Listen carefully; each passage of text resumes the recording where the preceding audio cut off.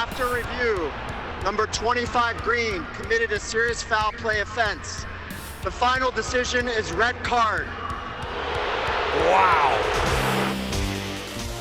Welcome to Instant Replay for MLS Match Day 10. I'm Andrew Wiebe, and as always, we'll be taking a closer look at the most controversial refereeing decisions in Major League Soccer. We start in Kansas City, where the barbecue went down with St. Louis City with some revenge on their minds, and it was bang bang 50-50 plays from the jump. 31st minute, Chris Durkin, Tim Leibold in the Kansas City final third. Durkin wins this battle, ball comes out, cross goes in, João Klaus, big goal. But is this a fair challenge by Durkin? Referee Alan Chapman says yes and sets the tone for the match. For me, no foul here. It's shoulder to shoulder. Durkin comes in more prepared for the contact. That's going to be a theme, and wins a ball that's there to be won. No foul. Now, you better believe Kansas City wanted a foul on that Willie Agata João Klaus play. You know the one. Here comes the boom! Klaus straight through him. So yes, it looks bad if you're a Sporting fan. Meanwhile, St. Louis fans are saying, hey, hit the gym, Willie Agata. And eventually, as we speed up the play, you see a game-changing goal. First of all, folks, this is clearly a shoulder-to-shoulder challenge. Pause it right here. That is picture perfect, shoulder on shoulder.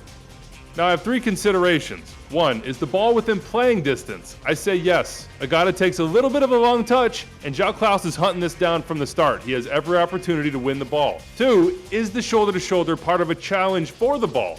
Yes, Klaus is preparing for contact with Agata, and I think Agata sort of shirks out of this challenge. And three, is there a push-off? For me, no. The contact is shoulder-to-shoulder, and naturally your arm is going to come out. So I understand why Kansas City would feel aggrieved on this situation. But for me, I agree with Chapman. No foul. All right, to Seattle we go. It's Cascadia time with the Caps in town. 38th minute, Jackson Reagan trying to track down Ryan Gauld. And oh, that is painful, folks. Right there, look closely. The step from Reagan on the back of Gauld's calf. Touchon plays advantage, and at the next stoppage of play, the VAR, Jorge Gonzalez, gets in his ear. Hey, clear and obvious error here for me. Serious foul play, says Gonzalez, and Touchon goes to the board. Red card is the result for Reagan. Sounders fans were furious, at least what I saw on Twitter. But I'm with Gonzalez and Touchon on this one. It's a pretty easy decision for me. It's the step with the push at the same time for Reagan. He's extending into the space of Gauld. This isn't a natural step, a natural gait for me. Look at the way Reagan steps down with force. It's not a stamp, as Heath Pierce rightly pointed out, but for me, it's still excessive force in this moment that endangers the safety of Gauld. So for me, serious foul play and a red card. And this from Alex Roldan in the 74th minute is the definition of serious foul play. Excessive force, endangering safety, a tackle from behind, studs up, high up the calf and raking down.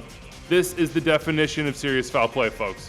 And this 22nd minute play from Cali Classico, which was bonkers, by the way, go watch the highlights on MLS Season Pass, is the definition of a handball. It's a chicken wing on the free kick here. Watch. Yeah, you can't extend your arm toward the ball. That's going to be called every single time. Good catch by the referees. And good catch here live by Rosendo Mendoza, the referee, in the 69th minute.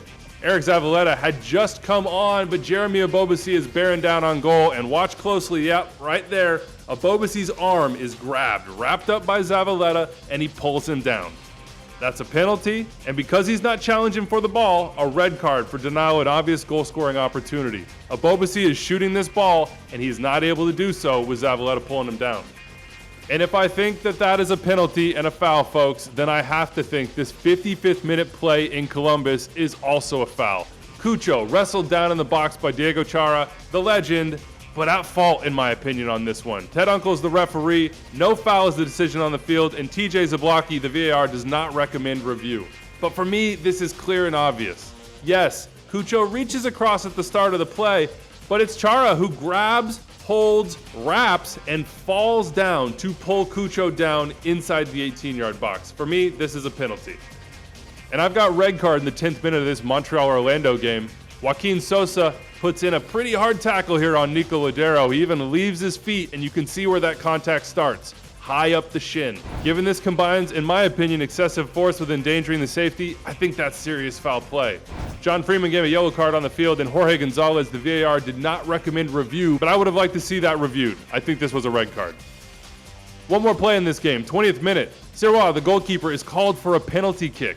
But as you can see, Sirois gets a little bit of the ball coming across Luis Muriel. But for me, on balance, this is the correct decision to call a foul. Though Sirois gets the ball, I think he gets it just after he catches Muriel's foot. And from my point of view, he's also diving across the path of the attacker in the moment. So for me, penalty is the right decision. And I'm okay in the 80th minute in Chicago with Marcos de Oliveira saying, that looks like dog so, denial of an obvious goal scoring opportunity, but let's just play on. RSL folks were a little bit frustrated by this one, but watch closely. Diego Luna does not have the speed to run away on this play, and he knows it. He cuts the ball back across, reaches across himself, and I'm not sure without that reach that this isn't a very clean shoulder-to-shoulder challenge. On balance, I'm good with play on. Nothing to see here, folks.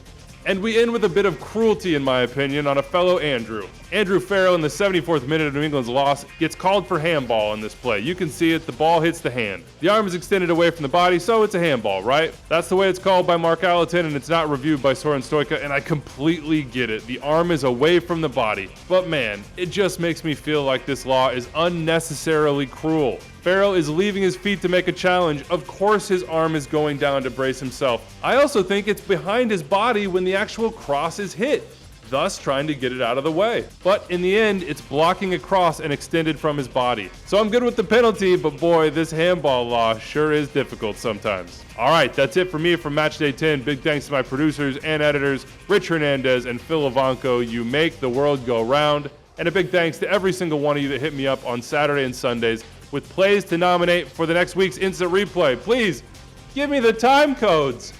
Seriously, it would help a lot. All right, we'll see you next time.